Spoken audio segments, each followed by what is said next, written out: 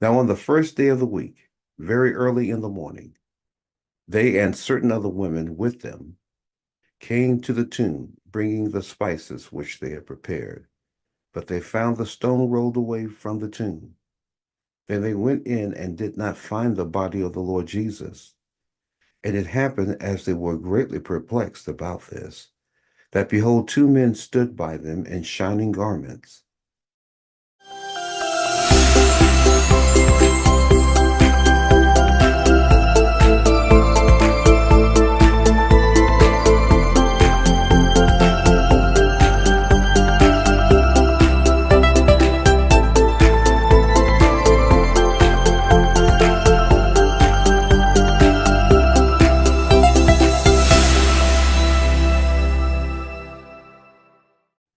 Then, as they were afraid and bowed their faces to the earth, they said to them, why you seek the living among the dead?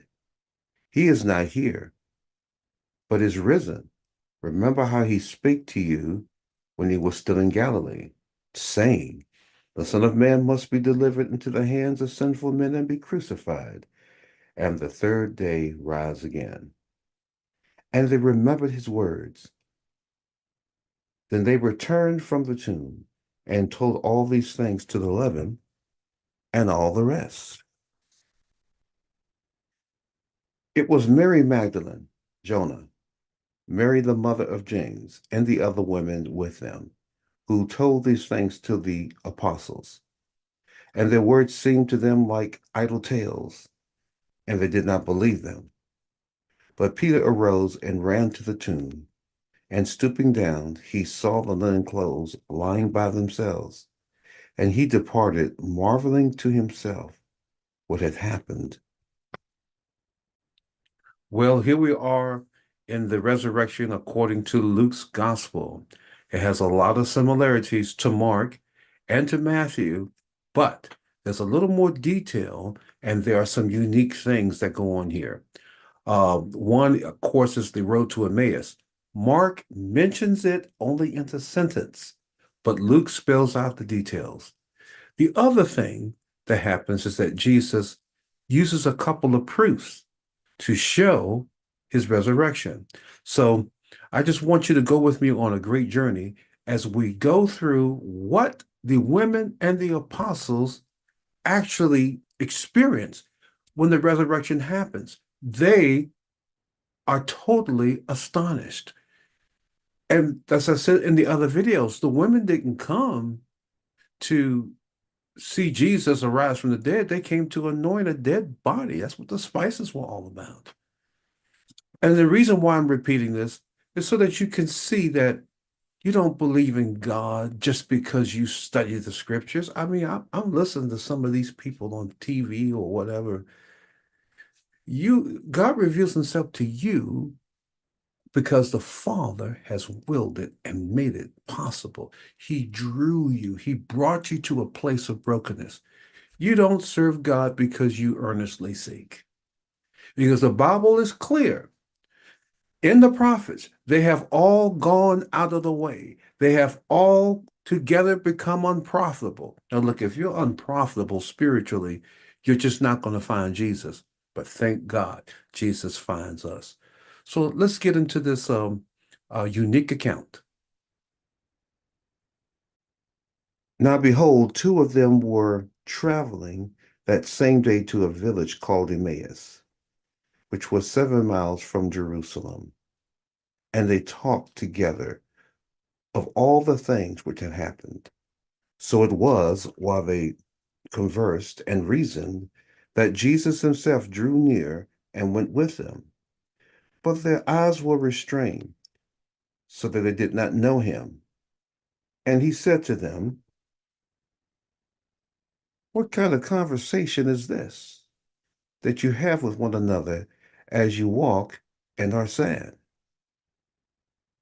Then the one who was named Cleophas answered and said to him, are you a stranger in Jerusalem, and you have not known the things which have happened there in these days? And he said to them, what things? So they said to him, the things concerning Jesus of Nazareth, who was a prophet, mighty in deed and in word before God and all the people, and how the chief priests and our rulers delivered him to be condemned to death and crucified him. But we were hoping that it was he who was going to redeem Israel. Indeed, besides all this, today is the third day since all these things have happened. Yes, and certain women of our company who arrived at the tomb early astonished us when they did not find his body. They came saying that they had also seen a vision of angels who said that he was alive.